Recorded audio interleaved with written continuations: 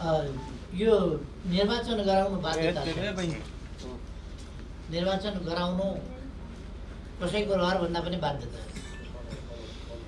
निर्वाचन नगराएर सरकारमा बस्छु भन्न सक्दै सक्दैन, मिल्दैन, पाउँदैन। त्यसो भयो भने एमाले अरू कदम चाल्छ। त्यसकारण निर्वाचन त गराउनै पर्छ। हामी चाहन्छौँ अब बन्ने प्रधानमन्त्री अक्षम नहोस्,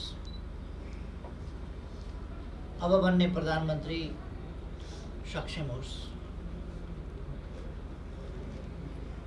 प्रमाणित असफल नहोस्, सफल